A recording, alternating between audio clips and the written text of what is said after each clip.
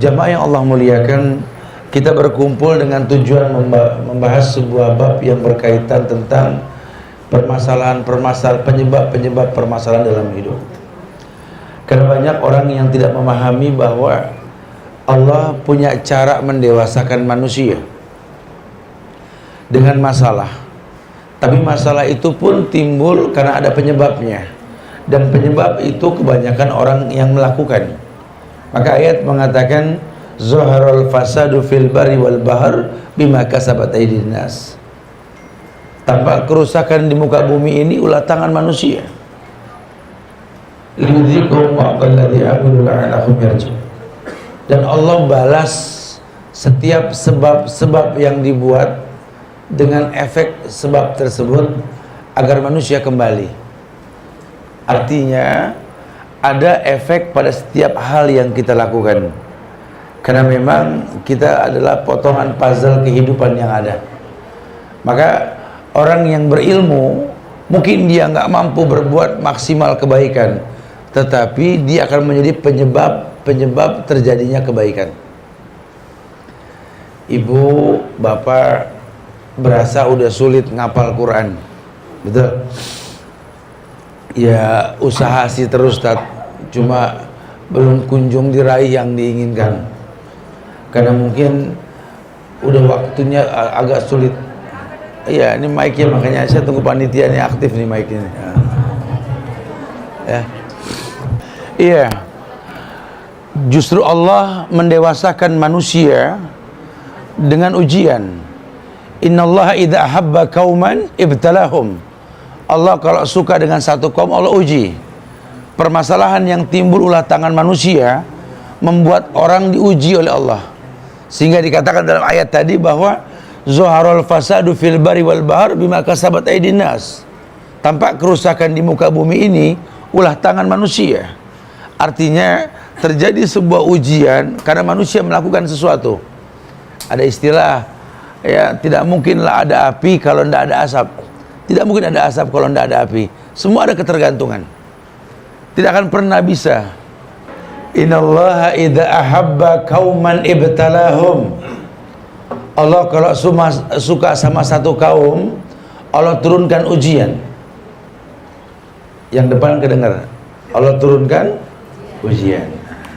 Jadi bukan cuma anak yang diuji, kita juga diuji. Cuma kan ujiannya beragam. Tidaklah satu ujian Allah ujikan kepada manusia kecuali mulia buat orang yang menjalaninya. Karena setiap ujian akan memiliki jawaban dengan cara rumus Islam. Al-Quran ini betul-betul hudan linnas. Orang tertunjuki dengan Quran. Cuma mau bilang apa? Sekarang banyak orang yang nggak sempat baca Quran. Kalau dulu si pembawa Quran Nabi Muhammad sallallahu alaihi wasallam ini membawa Quran kepada umat di akhir zaman, tetap tiap hari itu baca Quran. Para sahabat yang menyimpulkan Quran darinya pun walaupun dijamin surga, Abu Bakar fil jannah, Umar fil jannah, Utsman fil jannah, Ali fil jannah, mereka dijamin surga, tetap baca Quran. Lah kita nggak ada yang jamin surga, udah 2 minggu nggak sempet ngaji. Tenang-tenang aja lagi, jawab WA aja, Masya Allah. Ngomongin orang aja, tawaf di mall, ngosongin surga mulu. Lagi tren. Baiti jannati, rumahku surgaku, kan isinya bidadari. Surga tanpa bidadari bukan surga, betul. Nah sekarang kalau surganya kosong, bidadarinya di aspal mulu, mau bilang apa? Ini sudah mulai tampak hal yang seperti itu. Ustadz, ini bagaimana mencegah mencegah ujian-ujian yang kadang membuat kita nggak suka dengan ujian tersebut? Diberikan solusi dan rumus. Yang pertama, kita harus punya dasar dalam beragama, agar nanti ketika ujian datang, itu bukan kezoliman yang kita rasa. Ya Allah Ustaz, aku terzolimi Ustaz dengan ujian. Karena kemarin ada yang nanya, Ustaz, Allah zolim Ustaz. Kenapa Allah zolim? Karena ada orang yang terlahir dalam keadaan non muslim, dibesarkan pun secara non muslim. Kan kalau dia meninggal tidak dalam keadaan Islam, neraka tempat kembalinya. Bagaimana bisa dikatakan adil? Ini kan agak susah juga jawabnya kita nih kalau tanya kayak begini ya.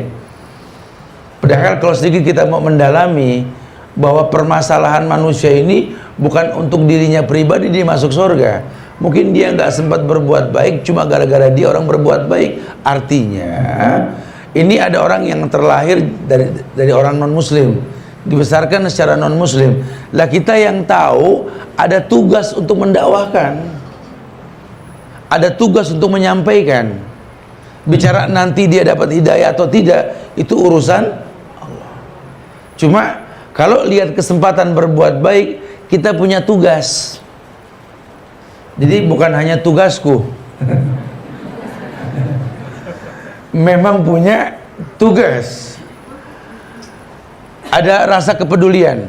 Khairun nas anfa'uhum linnas. Sebaik-baik manusia itu yang paling bermanfaat buat manusia lainnya. Lah sekarang kalau ada orang tersesat, terus Anda diem saja, itu orang tersesat nggak dibilangin, gue juga sama kemarin. Jangan begitu dong, ingetin. Ini seneng disamain masalah keburukan, jangan. Kita kemarin jatuh kepleset, ya gara-gara ada yang lempar gelas air mineral yang gepeng, jatuh kepleset. Ya punya mau besok kalau ngelihat ada yang begitu singkirin dah, takut orang kepleset. Ini sengaja nungguin orang diem aja. Kenapa? Pengen ada yang sama kayak kemarin. Ya, khairun nas anfa'uhum linnas. Sebaik-baik manusia ini yang paling bermanfaat buat manusia lainnya. Jadi kalau memang ada orang yang terlahir dalam keadaan non muslim, dibesarkan pun sama, kita yang tahu bukan cuma cerita. Ada perintah berdakwah. Ud'u ila sabil rabbika bil hikmah. Ajak dengan bahasa yang baik. Balighu anni walau ayat, amar perintah, sampaikan dariku walaupun sejumlah. Bicara nanti dia mau terima maka belakangan dah. Ada uslub dalam dakwah. Karena kalau ada orang diem ngelihat keburukan terjadi, apa kata Rasul? Setan bisu. Ngelihat perusakan akidah diem aja, waduh, nggak bisa. Harus ada kepedulian. Ini yang namanya amar ma'ruf nahil munkar. Memerintahkan yang baik, amar ma'ruf wa nahil munkar, mencegah yang buruk. Kamu tahu ini baik, kamu tahu ini buruk, coba perintahkan orang untuk berbuat yang ini, untuk menjauhkan yang itu yang buruk. Harusnya begitu. Tapi kan saya nggak pandai mengolah kata, merangkai kalimat, Ustaz. Tingkah laku. Tingkah laku. Di tengah-tengah masyarakat yang seperti ini, masih bisakah kita ini berbuat yang baik? Karena di Islam ini yang namanya baik berbias. Yang namanya baik berbias. Jangan pernah putus asa. Jangan kayak orang yang gampang putus asa. Usaha di zaman yang seperti ini nggak berani. Kalau kondisi kayak begini sih Ustaz, mendingan banyak diem di rumah deh Ustaz. Nggak usah kerja dulu dah. Percuma banyakkan rugi ketimbang untung. Innalillah. Udah usaha aja, usaha. Untung mah urusan Allah. Jangan paksa Allah untuk paham kita. Ya Allah, kalau bisa nih hari untung 5 juta dah ya Allah. Nggak apa-apa dah, pagi 2 juta, sore 3 juta. Allah diatur. Nggak bisa begitu. Harusnya dia paham, mau untung mau rugi. Ya Allah, berikanlah kepadaku syukur, rasa syukur ketika kau berikan kenikmatan, bersabar ketika diberikan ujian. Jangan putus lidah mengatakan, Rabbi auzi'ni an ashkura ni'mataka allati an'amta alayya. Ya Allah, ajarkan aku bersyukur. Karena banyak orang salah menerjemahkan syukur, salah. Syukur itu diidentikan dengan kebahagiaan yang ujungnya yes, begitu. Oh ya salah. Syukur itu bukan cuma keberhasilan berbentuk materi yang Anda cari. Anda punya 2 tangan, rasa syukur Anda bagaimana? Tunjuki orang jalan yang lurus, ajak orang pada sesuatu yang benar, tuh syukur. Ini tangan sempurna, jarinya 5, betul? Yang kanan jempol dulu, telunjuk, tengah jadi manis, kelingking, sama? Takut ada yang nggak sama, jempolnya sini lagi ya. Artinya ini tangan sudah bermodel. Ini Allah jadikan mudah untuk buka Quran. Buka deh Quran, karena mungkin sebentar lagi kita nggak mampu buka Quran. Dulu kita nggak sanggup megang handphone, gemeter. Sekarang sanggup. Nanti satu waktu nggak sanggup lagi. Kemampuan menyentuh itu kan titipan. Membuka juga sama. Kalau memang masih punya kesempatan, kenapa nggak kita maksimalkan? Kemampuan itu titipan. Akan tampak kerusakan, Allah turunkan ujian sebab lain. Apa sebab lain? Yakni karena kamu nggak memanfaatkan tangan kamu untuk buka Quran, mengajak orang ke yang baik, menunjukkan pada yang benar, Allah akan bikin tangan nggak berfungsi. Kaki juga sama. Ngelompat pasti bisa, baris berbaris paling jago. Mau cara apa? Dingkring, lari, apa kita mampu, bukan tidak. Tapi kaki nggak dipakai untuk melangkah kepada yang benar. Nggak suka datang ke masjid, nggak suka silaturahim. Jangan heran umur masih muda udah kena asam urat. Karena nggak ada fungsinya. Kalau sampai tetap difungsikan, kan mubazir. Lawang kaki sempurna nggak dipakai buat jalan ke yang baik, mubazir nggak? Mubazir. Innal mubazirina kanu ikhwana syayatin. Mubazir temannya setan. Jadi jangan bilang Allah jahat, Allah baik. Makanya Allah bikin kamu tuh nggak berfungsi kaki. Kenapa? Difungsikan juga nggak berfungsi. Mubazir. Jadi Allah cabut nikmat tersebut. Nah, penyebab-penyebab tersebut ulama kumpulkan banyak sekali. Ya, penyebab-penyebab datangnya ujian dalam kehidupan kita ini. Ada sebuah hadis yang diriwayatkan oleh Imam Ahmad, Abu Dawud, Tirmizi dan lainnya. Rasul pernah bersabda, "Idza tabaya'tum bil inah wa akhadtum ajnabal baqar wa raditum bizar'i wa taraktumul jihad sallallahu alaikum zullan la yanji'u hatta tarji'u ila dinikum." Kata Rasul, "Idza tabaya'tum bil inah." Ini 4 penyebab keburukan, masalah banyak, cuma ini dulu yang kita bahas. Ada 4 permasalahan yang menjadi penyebab datangnya kegelapan dalam hidup kita. Ujian yang tak kunjung selesai. Di rumah tangga, di kampung kita, di negeri kita, atau mungkin di sekolah anak-anak kita. Kata Rasul sallallahu alaikum zulan, kalian akan diliputi oleh kegelapan. Ujian yang tak kunjung selesai. La yanji'uhu hatta tarji'u ila dinikum. Yang mana ujian tersebut, kegelapan tersebut tidak akan pernah terselesaikan sampai kalian kembali ke agama kalian. Apa penyebabnya? 4. Yang pertama, idza tabaya'tum bil inah. Kalau seandainya kalian sudah biasa bisnis, jual beli, ya, simpan pinjam secara inah ribawiyah. Ya, orang di kantongnya semua ngantongin riba. Sholat ngantongin riba, belajar ngantongin riba, betul? Nikah ngantongin riba, yang fatal tawaf ngantongin riba. Ya, ini kredit card, ATM konvensional di kantong. Allahu Akbar, jihadat, Allahu Akbar, di kantongnya riba. Anak cium tangan ma, doakan aku ma ya, biar aku jadi anak yang sukses, tetap istiqomah dalam kesolehan, insya Allah, gitu ya. Pasti insya Allah ya. Anak dititipin ATM konvensional, nuntut ilmu biar bayaran mahal, uang muka nggak ada yang nyanggup ke sekolah. Lah kalau kantongnya riba, tontonin aja, tontonin. Endingnya nggak bakal jelas. Al amal bi khawatimiha loh. Amal tergantung akhir loh. Allah nggak peduli siapa kita dulu, yang Allah lihat sekarang. Itu indahnya Islam di situ tuh. Jadi bukan berarti kita nggak bikin sebab yang baik buat dapat yang baik, bukan. Cuma kalau tetap aja yang namanya buruk tidak akan pernah mendatangkan kebaikan. Rumusnya sudah baku. Hal jazaul ihsan ilal ihsan. Bukankah balasan kebaikan datang dengan cara yang baik? Tabayatum bil ina. Itu bicara muridnya tuh. Gurunya begitu. Beli motor pakai cara riba, betul? Ditulis bacanya tes riba, betul? Mau mana Pak? Ya saya ngajar ngaji. Pakai riba, ya Allah juga paham. Tumpang tindih dah urusannya dah. Jadi jangan dikoreksi. Kok banyak orang penghafal Quran tapi saling ribut Ustaz ya, nggak akur Ustaz ya. Kok banyak orang yang sudah hafal hadis malah menghalalkan bom bunuh diri dan lain sebagainya.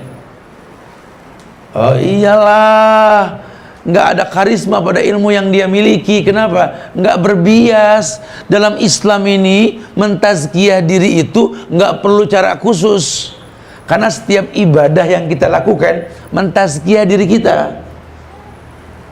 Saya pengen mensucikan diri nih Ustaz. Iya bagus. Makanya saya berendam di deterjen. Keluar rontok warnanya. Ya enggak, saya pengen mensucikan diri. Saya pengen ada di atas gunung lah Ustaz, di beberapa tempat. Kebetulan saya punya villa Ustaz. Saya pengen bersemedi lah Ustaz. Ngeruat macam-macam lah untuk mensucikan diri. Hampir rata-rata nabi palsu gara-gara begitu tuh. Musodek pelatih badminton jadi nabi, begitu gara-garanya. Mengasingkan diri di Bogor di Gunung Bunder. Pulang dari Bogor bukan bawa talas, bawa wahyu. Di Bandung Bandung Sayuti. Nabi yang di Bandung deranca ekek, betul? Itu gara-gara begitu dulu tuh. Tukiman daerah Brebes sono dikit saya lupa tuh. Itu juga nabi palsu tuh Tukiman. Untung tuh nggak lama tuh nabi palsu tuh. Kalau keburu punya umat, waduh, syahadatnya kan kacau. Kita enak Muhammad, wa asyhadu anna Muhammadar Rasulullah, betul? Lah kalau Tukiman beruntung nggak jadi dia. Banyak di kita, banyak nabi palsu. Perempuan tuh si Edan tuh, lihat tuh. Jangan dibenerin, biarin Edan. Itu ya memang mengangkat nama besar kepolisian sih, ya. Cuma kan menjatuhkan umat. Maksudnya apa? Mengangkat nama besar kepolisian. Ya cuma di Indonesia polisi bisa nangkap Jibril, betul? Cuma kan ngerusak dong. Masa Jibril haid, betul ya? Wah, kita kalau salah beragama kacau. Ya jangan kita tenang-tenang aja. Ini anak hafal Quran dengan cara talbis. Udah dibilang banyak penghafal Quran untuk menghancurkan Quran. Sekarang lagi tren nih pemotongan YouTube fitnah sosmed ini. Sampai saya dapat bocoran ada tim khusus musuh-musuh sunnah untuk mencari salahnya Ustadz sunnah. Bahkan orang-orang Nasrani menghafalkan hadis-hadis akhir zaman untuk melawan Islam. Mereka berkeyakinan karena nabinya orang Islam bilang orang Islam itu lemah di akhir zaman, seperti buih di lautan. Maka mereka gampang sekali menghujat, mencaci maki orang Islam di Indonesia karena ringan. Katanya mayoritas Islam, masa masjid nggak bisa dibangun? Masa masih ada kantor, instansi atau perusahaan yang orang berangkat dari rumah pakai kerudung sampai lokasi sudah itu buka? Masih ada di kita. Sehingga nggak berasa kita perempuan digampangkan mencari kerja. Di Indonesia perempuan gampang nyari kerja. Negara lain nggak seperti Indonesia. Tujuannya apa? Perusakan generasi. Karena perempuan itu sekolah, kita yakin itu betul. Di Indonesia mayoritas muslim. Nah kalau semua perempuan tetap jadi sekolah buat anak-anaknya, generasi berikutnya lebih hebat. Dibikin tidak, semua perempuan banyakkan yang keluar. Kebalik, laki dibikin melempem, nggak kreatif menciptakan pekerjaan. Kalau orang dulu kan punya prinsip, pergilah wahai suamiku bak burung yang terbang tinggi, kan kembali dengan membawa rezeki. Pergilah, biar aku tunggu di rumah sebagai madrasah. Pak, jadilah kecil kepala teri ketimbang gede ekor kakap. Disupport suami punya harga diri. Makanya jangan heran anak Pak Tani jadi presiden, anak Pak Tani jadi jenderal. Sekarang anak Pak Presiden jadi apa? Nggak usah disebut. Ya. Anak jenderal jadi apa? Karena beda, gregetnya beda gitu loh. Tabayatum bil ina, kalian terbiasa makan riba. Kalau nggak makan riba, ya Allah Ustaz, hari gini Ustaz kita nggak makan riba, usaha dari mana modal? Oh iya ya. Bener juga nih, orang cakep nih, bagus nih. Ustaz, anak kalau mau jujur Ustaz, anak kalau nggak pinter-pinter gini di kantor Ustaz, nggak umroh. Dahsyat gitu ya. Kita sih yakin Allah juga paham, Allah lagi dipaham-pahamin. Astagfirullahaladzim. Kullu lahmin nabata min sukhtin anaru haqqu bi. Ini cukup sebenarnya. Setiap daging yang tumbuh dari barang yang haram, neraka lebih berhak. Mungkin dia habis makan riba nggak masuk neraka, punya sifat penghuni neraka. Itu permasalahannya. Apa sifat penghuni neraka? Keras kepala, nggak gampang diberikan masukan, menghalalkan yang diharamkan. Lihat sifat itu. Punya orang tua nggak berbakti, punya negeri nggak memberikan yang terbaik buat negerinya. Lihat. Tabayatum bil ina. Terbiasa makan riba. Bahkan dikatakan dalam sebuah riwayat bahwa yang namanya riba ini, 1 dirham riba sama dengan zina dengan orang tua kita. Kita nggak berzina langsung, cuma dosa zina sama orang tua kita lakukan. Makanya Nabi sudah mengatakan, la tattabi'anna sunana man qablakum shibran bi shibrin aw dhira'an bi dhira'in hatta law salaku ila juhri dhab la salaktumuha.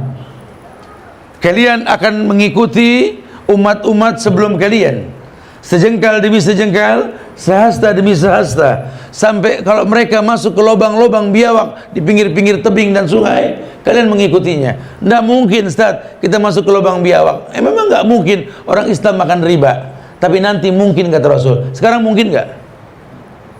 Mungkin. Bukan cuma makan, dipasangin iklan. Saya dari Bogor 6:30 sampai sini jam 9 lewat tadi. Allahu Akbar, iklan dosa muluan. Ajakan KPR BTN, Masya Allah. Bank-bank konvensional huruf timbul, masjid cuma pilokan. Betul. Ini bukan tidak, baliho ajakan bikin dosa. Sampai hati kadang-kadang ngomong, ya saya senang banget di motor di situ tuh. Saya bebas ngeliat kiri kanan tuh. Ya Allah, negeriku, bangsaku, ya Allah. Tapi nggak jadi benci, saya jadi makin tanggung jawab sama negeri. Gimana caranya kita angkat negeri ini dengan cara yang benar?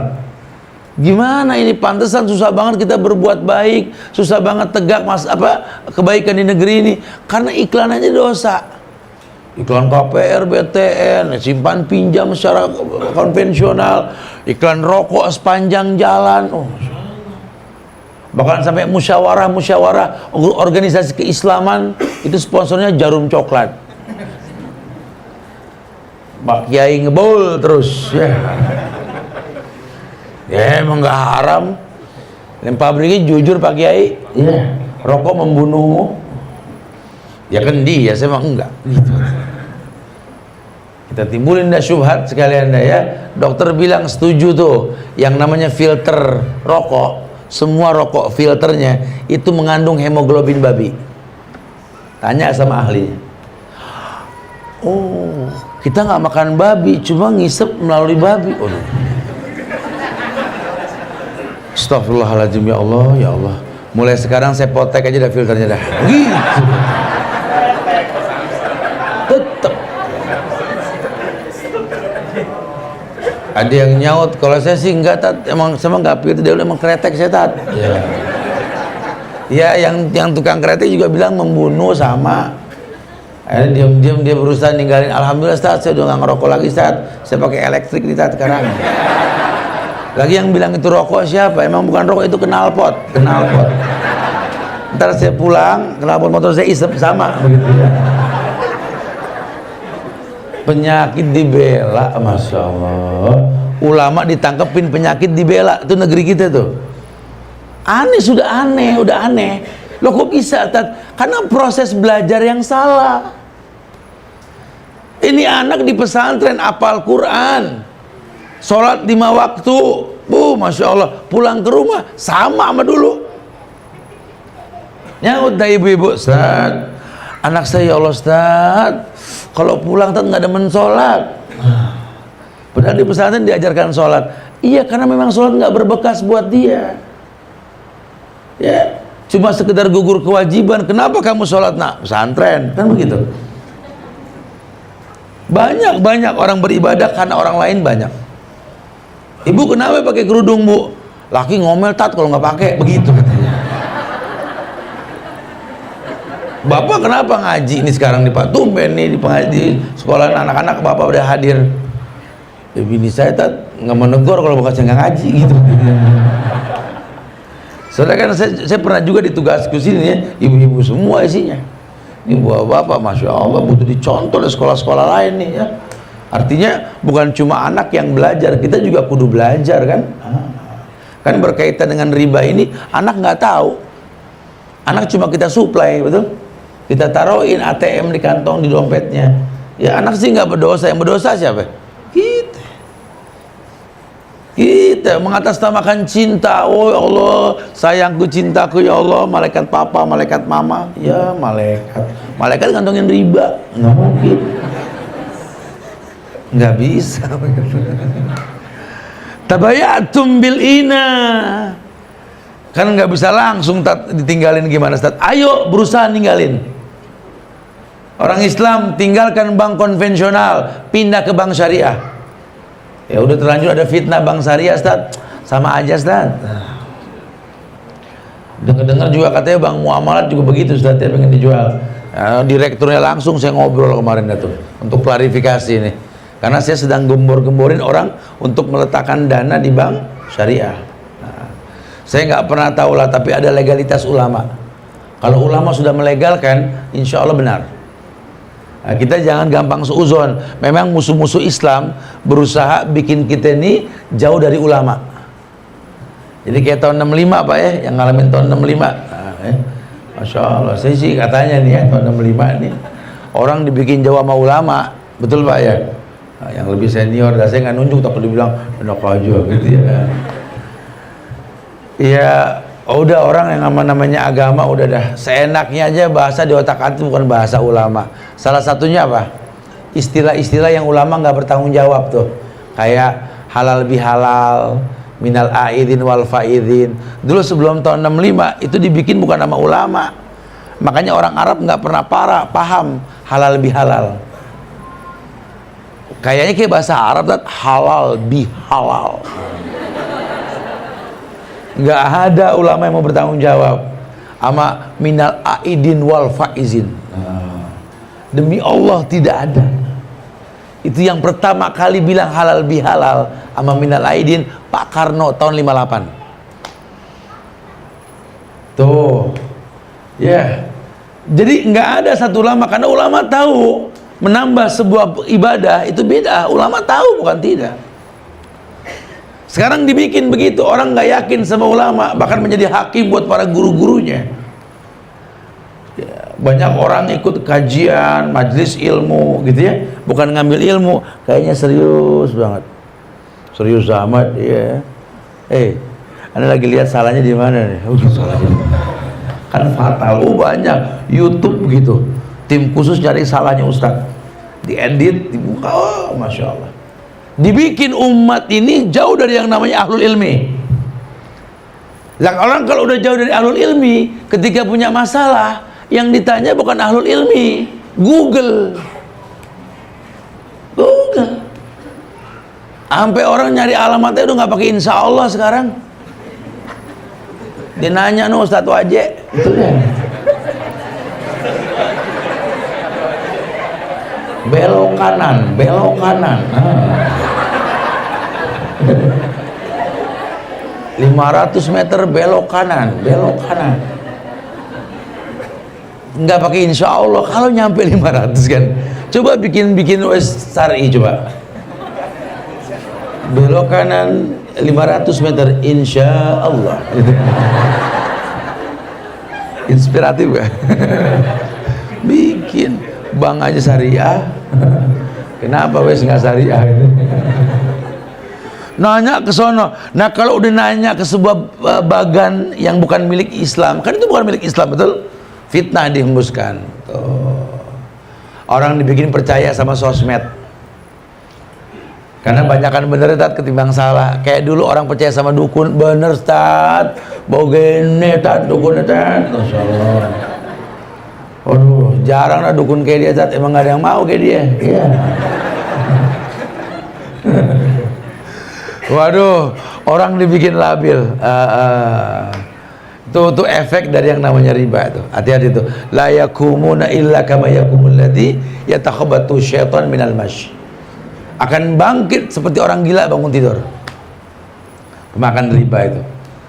Ya, di negeri Arab kita ngelihat orang bangun tidur pada cerah-cerah, kerja enggak tapi hidup damai, enggak ada pajak, enggak ada riba, nyaman. Ini orang Arab kerjanya enteng-enteng amat. Kita nyari supermarket jam 9 susah, ntar jam 10 baru buka. Kantor begitu, jam 9 ke atas, jam setengah 12 sebelum azan tutup. Ini kapan kerjanya ini orang? Oh, ntar kali habis johor qailula, tidur siang. Bukanya tuh jam 2, jam setengah 3, jam 3 itu menjelang asar. Asar tutup. Maghrib pada kumpul di masjid. Jalan nih usaha. Masya Allah. Ya Allah, boro-boro 8 jam, paling 4 jam kerja di sono kali. Tapi demi Allah damai. Kenapa? Enggak dikatakan benar ya karena sedikit kerja ya, saya nggak bilang benar ya. Cuma mereka nggak makan riba, mereka nggak ada pajak, mereka kerja santai karena mereka nggak mikirin utang. Di kita kan kerja overtime, kenapa? Karena kudu bayar utang. Sampai ada yang lembur-lembur buat apa? Buat bayar utang. Ngegedein musuh-musuh Islam. Kalau dulu VOC yang kita empanin Belanda asing, kalau sekarang kan asing. Saya nggak suka menghina negara. Belanda banyak orang baik, orang Cina juga orang baik banyak. Cuma karakter mereka gitu loh. Belanda dengan VOC-nya dibikin kita dengan adu domba dia, divide et imperanya, betul? Sekarang asing juga sama, dibikin kita di badan kita ini barang haram semua. Tahunya pas sudah dipasang, gigi palsu, totonya tulang babi.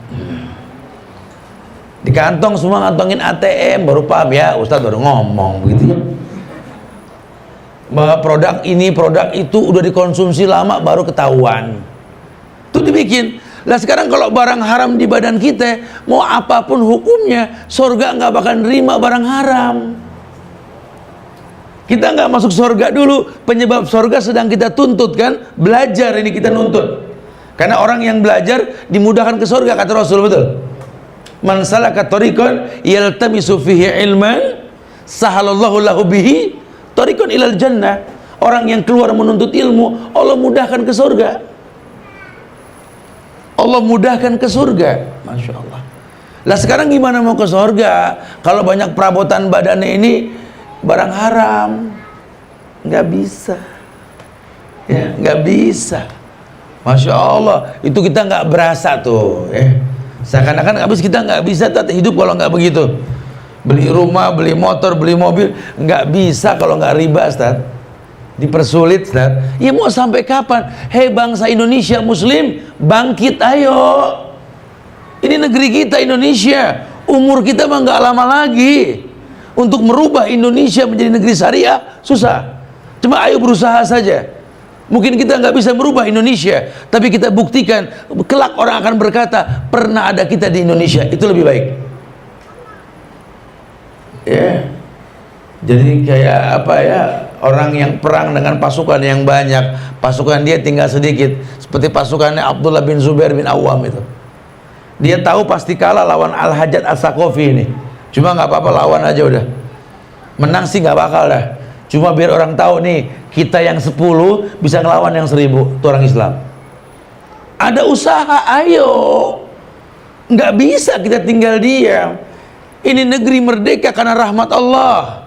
Pancasilanya ketuhanan yang Maha Esa. Yang Esa cuma Allah, tidak ada yang lain. Siapa yang bilang Allah? Kul huwallahu ahad. Yang Esa cuma Allah. Ini sinyal dari ulama-ulama terdahulu bahwa negeri ini tidak akan pernah makmur kalau kita nggak mengesakan Allah. Makanya kalau diterapkan hukum secara Islami di negeri ini, oh Islam dahsyat. Cuma mau bilang apa? Kita orang Islamnya nggak paham. Yang mubah yang diangkat-angkat, yang sunnah ditinggalkan, yang wajib dicemooh, yang menerapkan wajib menghiasi dengan yang sunnah, dibilangnya malah ekstremis. Coba aja anak muda pakai jenggot, tipisin kumis, celana cingkrang, kalau nggak Wahabi, Wahabi dah pokoknya udah. Ya. Datang raja Saudi minjemin, disuuzonin. Raja Wahabi no. Wahabi, tapi daftar mulu tiap tahun ke negeri Wahabi kita. Sampai 12 tahun ngantri, mau kemana Pak? Ngantri ke negara Wahabi. Haji, dan orang haji nggak pernah dikecewakan. Yang benci Wahabi aja anteng sampai sekarang no. Subhanallah. Ini sudah celotehan tanpa juntrungan. Kok bisa tabayatum bil'ina? Efek riba, macam-macam efek riba, udah ya. Orang tua ditaruh di panti jompo dengan 1000 alasan. Maksudnya kan baik, Ustaz. Kita kan nggak bisa megang mereka, kita bukan ahlinya, kita taruh di ahlinya. Allahu Akbar. Orang tua tuh bukan itu permasalahannya. Kayak orang sakit di rumah sakit, itu bukan masalah obatnya. Dirawat di rumah lebih baik sebenarnya. Yang penting ditengokin itu. Makanya orang sakit dibawa ke rumah sakit langsung baik, belum dikasih obat. Kok bisa sembuh? Yang nengokin banyak. Banyak yang ngopenin. Udah sakit baru, Mama, ya Allah Mama, mau makan apa? Kemarin sehat gak nawarin. Sakit baru, mau buah apa? Ada nggak boleh, dokter. Udah sakit baru dibawain makanan. Yang sehat yang nunggu, betul ya? Pada cabi-cabi yang nunggu, Masya Allah. Lu gemuk amat, mungkin orang sakit. Ngemil mulu, ngemil. Aduh, kenapa sih nunggu begitu dulu gitu loh? Jangan, harusnya jangan, ya Allah. Ada orang tua nih keramat dunia, Masya Allah. Masih bisa ambil tangan, ambil, rasakan hangat kulitnya, cium. Orang tua cium, didik anak kita nyium. Ini anak kita sekolah agama tinggi-tinggi, nyium di jidat begini. Sepaling pegel, anak siapa nih? Hidungnya di samping, gitu ya. Subhanallah. Apa hidung di sini kok nyium? Astagfirullah, apa saya pegang apa tuh? Hidungnya di mana sih? Didik dah ya lah, sekedar didik nyium aja masih ogah juga, kelewatan dah ya. Didik, ya Allah. Aroma kulit orang tua kita tuh, kita ngoleksi minyak wangi mahal, tetap aroma kulit orang tua kita beda.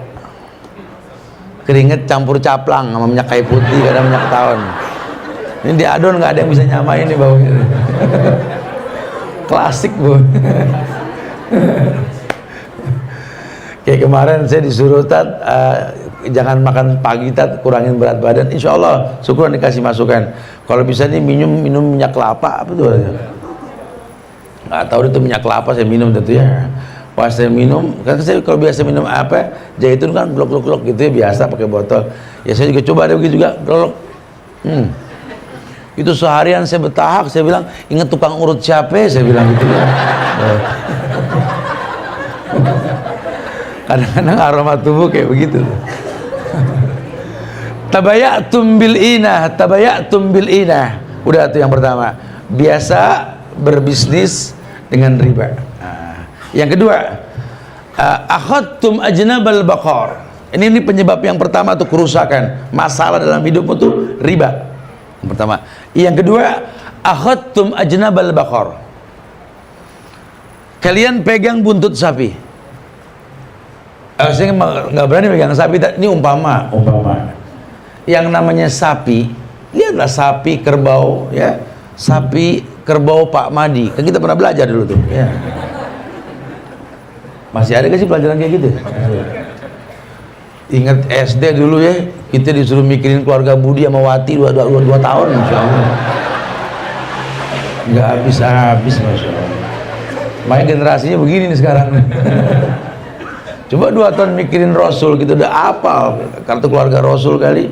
Ini Budi adek Wati, itu mulu. Budi naik pohon pepaya, dulu begitu ya. Alhamdulillah udah enggak.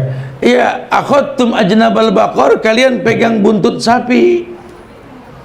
Kok bahasanya pegang buntut sapi? Sapi itu dicocok hidungnya, ditarik dari depan, itu yang betul. Karena binatang an'am yang paling bodoh sapi dan kerbau. Lahir besar di kandang, dikasih makan di kandang, semua di kandang. Dilepas nggak bisa balik, itu cuma sapi sama kerbau. Makanya Allah tutupi kekurangannya, cocok hidungnya, tarik. Tuh, sapi kerbau. Sapi sama kerbau ya nggak pernah tahu siapa yang di belakang dan untuk apa dia diikat. Yang dia tahu adalah bergerak, tuh sapi. Makanya diamsalkan begitu, kalian udah terlalu lama ngikutin orang yang kayak begitu tuh, yang nggak tahu mau kemana, nggak jelas tujuannya. Istri ngikutin suami yang nggak jelas mau kemana di rumah tangga, anak ngikutin orang tua yang nggak paham agama, rakyat ngikutin pemerintah yang nggak jelas agenda negerinya, dan lainnya. Lihat, perusahaan yang dipimpin oleh orang yang nggak jelas tujuan perusahaan tersebut, kita cuma taunya kerja, cari uang. Udah terlalu lama kalian pegang buntut sapi, kata Rasul, itu masalah. Rumah tangga begitu, tinggal ngeluh mulu, ya Allah Ustaz, aku nih Ustaz sudah 10 tahun aku berumah tangga Ustaz. Coba Ustaz bayangkan. Saya bilang jangan suka begitu Bu, cerita aja, saya malas bayangin rumah tangga orang. Saya bilang, ngomong aja udah. Ya Allah Ustaz, kita nggak tahu mau kemana, saya diuji sama suami Ustaz 10 tahun ujian saya dia doang. Syukuran Bu, makasih sama Allah. Kenapa? Enteng cuma dia doang ujiannya, betul? Ya Allah saya bingung, saya ini terus permasalahan tak kunjung usai. Laki juga begitu, ngeluh tentang istrinya. Iyalah, karena nggak tahu mau kemana nih bahtera. Kan bahaya. Cemburu tingkat tinggi, kemana-mana mau bareng aja. Kalau perlu laki kayak ikan dalam sumur dipegang biar muter ngelinter di situ gitu. Udah dibilang orang laki mah suruh safar mendatangkan cinta sama rumah. Seenak-enaknya di hotel mewah, enakan rumah sendiri. Kita tinggal di hotel mewah nih, semua serba mewah, sampai kasurnya, WC-nya, ya Allah, Masya Allah. Ada yang pernah ada. Saya pernah bawa jamaah umroh yang begitu tuh. 2 hari saya masuk ke kamarnya mau ngobrol sama dia, saya bilang rapi amat Pak itu, dari kemarin kan nggak dipakai, sayang bagus. Sampai segitunya. Jangan-jangan nggak empuk juga nih, saya bilang 2 hari. Mewah ya. Tapi sampai ke rumah, alhamdulillah ya Allah, sampai juga Pulau Mas ya Allah gitu ya. Masya Allah, sampai juga Rawamangun ya Allah. Kayaknya lebih senang loh. Hotel mewah, gede kamarnya, enakan kamar sendiri, betul? Pakai paku nyenggetin apa aja enak. Naruh. Lah hotel mewah mana bisa kita pantek, betul ya? Bapak di kamar 314 Pak, nggak mau, nggak ada pakunya Pak, kata gitu dia bilang. Biasa pakai paku nyantelin. Ya, akhadtum ajnabal baqar, kalian pegang buntut sapi. Kalian ikutin sesuatu yang tak tahu di mana akan berlabuh, di mana dia akan menepi. Kalian tidak tahu. Mengikuti siapa? Sementara umur ini makin berkurang bukan makin tambah, betul? Umur makin berkurang. Makin hari makin mendekati lubang, kematian makin mendekat dalam kehidupan kita. Mau sampai kapan? Ambil keputusan. Bu, Pak, kesempatan kita nggak lama. Umur kita berapa sih sekarang? Kita sudah mulai mengarah kepada kepala 4. Ada yang udah 4 lewat. Kan sitin wa sab'in, 60 70. Yang lebih udah ngaco udah urusannya. Maksimal 70 udah cakep betul. 70 sono lebih, nyebut anak aja lupa. Ya Allah, siapa? Nama lu siapa? Pas melek udah nggak ada anak, betul ya. Masalah lagi ya. Jangan panjang-panjang deh, yang penting berkualitas deh ya. Jadi kan nggak lama lagi dong ya. Kalau sekarang saya 45, ini umur 60, 15 tahun lagi, 3 kali pemilu. Masya Allah. Belum berubah Indonesia. 15 tahun lagi kita bisa bikin apa coba? Nggak mungkin bisa bikin macam-macam. Waduh, ayo pikirin. Ibu 15 tahun lagi sama suami yang begini nyampe gak ke surga kira-kira? Bukan berarti dicerai, Bu, bukan, disuruh, bukan. Pak, kata Ustaz Subhan, kita jangan begitu, jangan. Maksud saya belajar, kita belajar nih. Ngomongin baik-baik ya, Pak. Masih ada kesempatan nih 15 tahun ke depan, Pak, ya. Ayo dong kita belajar. Saya tahu saya nikah bukan sama ulama, bukan sama penghafal Quran, tapi kan Bapak bisa belajar walaupun bukan ulama, berusaha untuk menghafal Quran. Pak, orang yang berusaha berjalan di jalan Allah, surga jaminannya, Pak. Ajak gitu loh. Ayo, bisa, bukan enggak. Insya Allah bisa. Nih anak-anak yang belum di sekolah agama, ini ada SD, sekolah tugasku ini, Masya Allah. Agamanya dahsyat. Nggak semua sekolah agama bisa kajian orang tua begini, kecuali mau ngambil rapot, betul ya? Ya, ini nggak ngambil rapot, kumpul semua, kita bisa belajar. Masya Allah. Nikmat Allah mana yang mesti kita dustai? Ini kan ajib betul-betul. Ya. Akhadtum ajnabal baqar. Itu penyebab yang kedua. Raditum bizar'i, yang ketiga. Raditum bizar'i, kalian redha dengan bercocok tanam. Maksudnya enjoy dengan perekonomian. Alah pusing-pusing mikirin kenyataan hidup, Ustaz, yang penting kerja deh. Pokoknya yang saya tahu, berangkat pagi bareng kang sayur, pulang malam bareng kampret, begitu ya. Terserah orang mau ngomong apa. Pagi jalan, malam pulang. Pusing mikirin masalah mah nggak ada beres-beresnya. Tuh, udah nggak ada lagi kepedulian sosial, udah nggak ada. Rohingya ada masalah, tetangga kita nggak tahu, emang ada apa di sana? Nggak ada apa-apa, udah beres, udah pulang-pulang. Pusing doang, sampai nggak tahu tetangga dibantai, Masya Allah. Ya, ada di Bogor ada kan. Saya kan khawatir tuh, Masjid Mia kan dilarang untuk dibangun tuh. Was-was, Masya Allah. Saya telepon ada orang itu gimana akhirnya tuh Masjid Mia, masjid apa sih? Ya itu yang dilarang itu. Emang ada apa? Astagfirullahaladzim.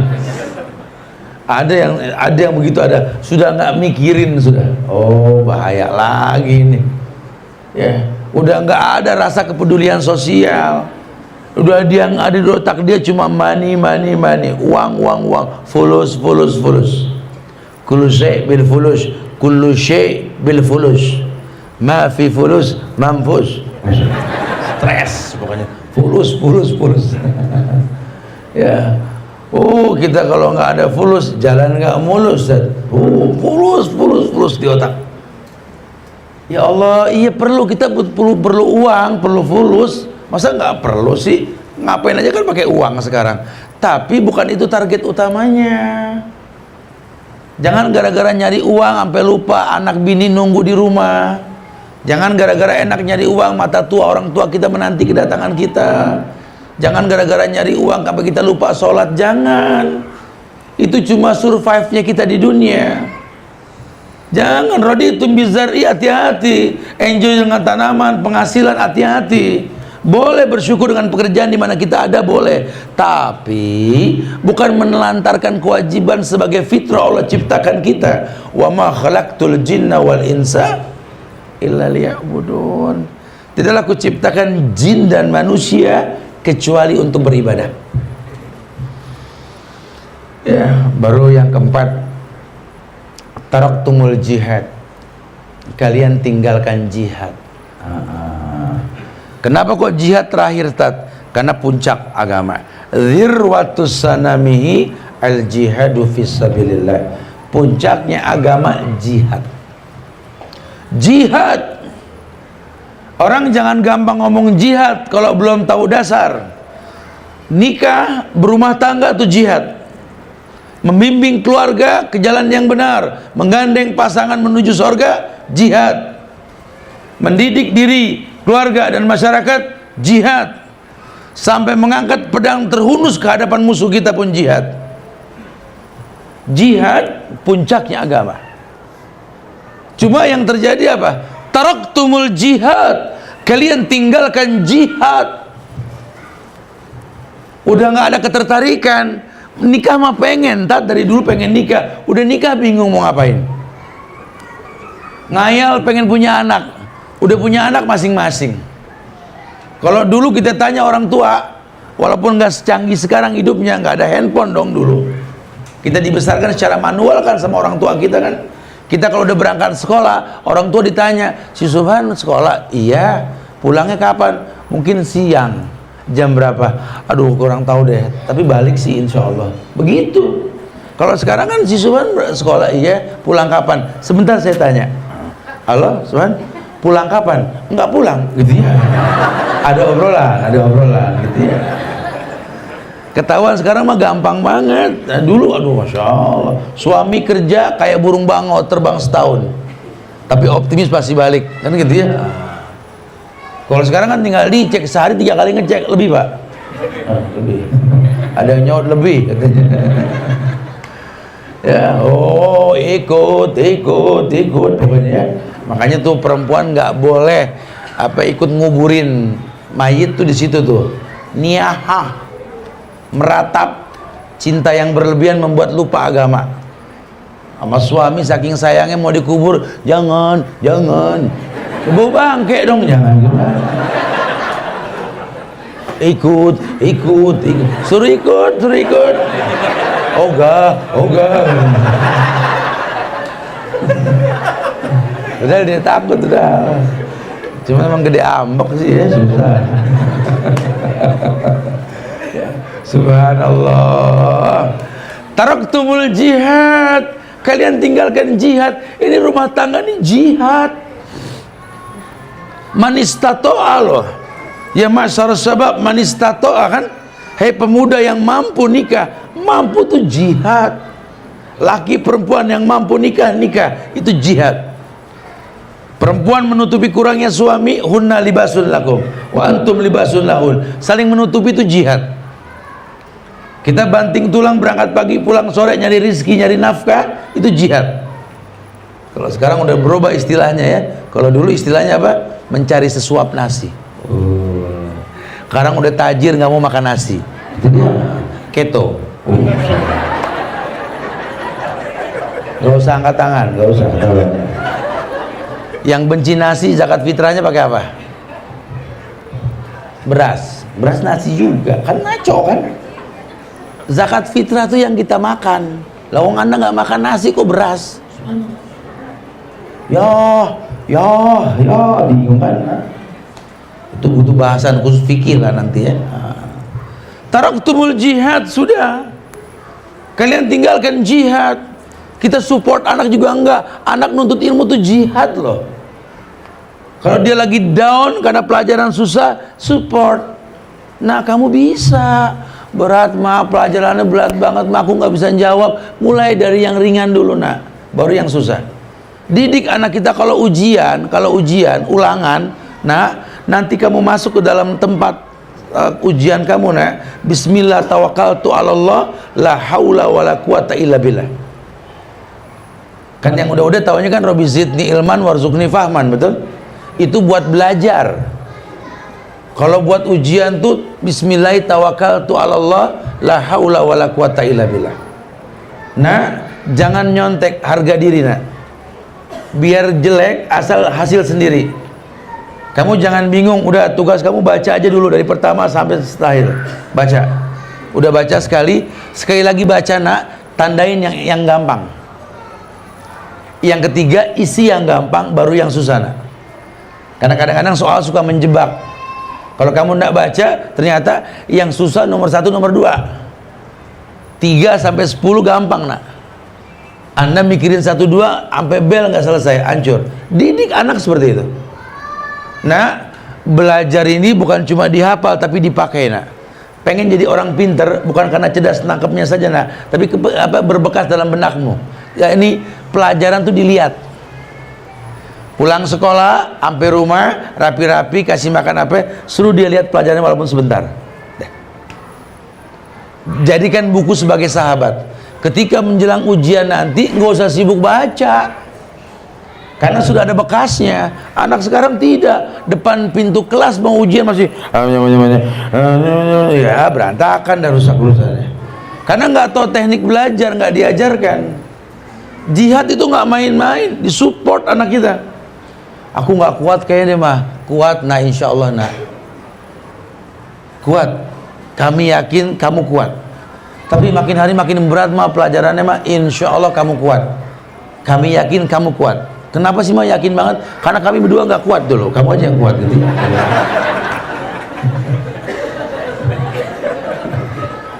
Jadi disupport, ya. Anak tuh disemangatin. Nah, jangan anak malas belajar, malah diajak ngobrol.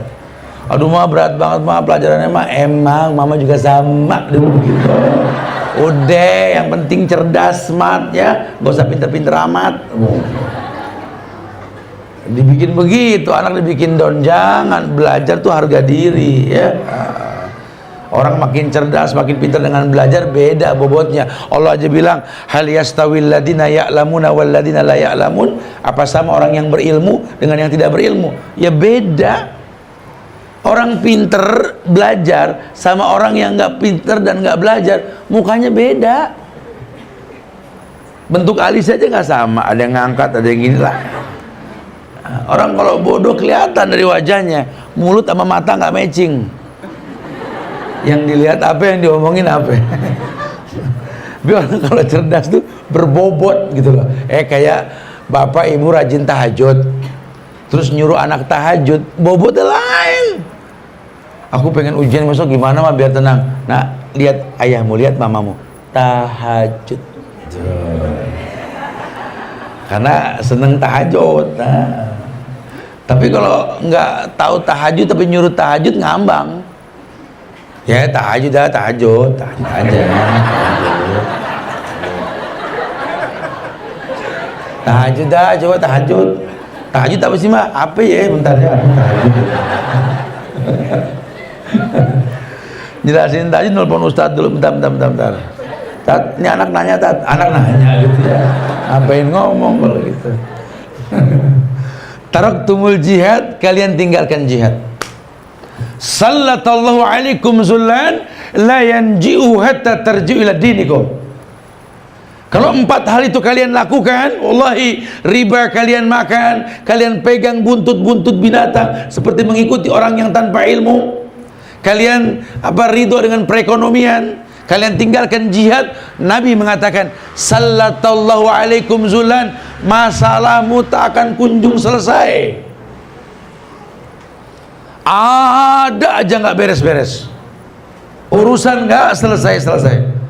Astagfirullahaladzim, ya, sampai pusing, nggak tahu kemana kita harus melangkah, nggak tahu bagaimana menyelesaikan urusan. Allahu Akbar, wa iyyadubillah wa na'udzubillah.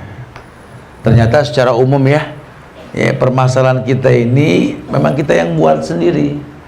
Makanya yuk kembali ke jalan Allah. Hatta tarji'u ila dinikum, kata Rasul, sampai kalian kembali ke agama kalian. Belajar Islam dengan benar. Kenali Allah, kenali Nabi Muhammad, kenali Islam dengan benar. Kalau sudah benar, kita memegang hukumnya asik. Karena hukum bukan untuk dilanggar, hukum bukan untuk diributkan, hukum untuk ditaati. Konsekuensi orang beriman, laki maupun perempuan. Wa ma kana lil mu'minin wala mu'minatin idza qadallahu wa rasulahu amran ayakuna lahumul khiyaratu min amrihim.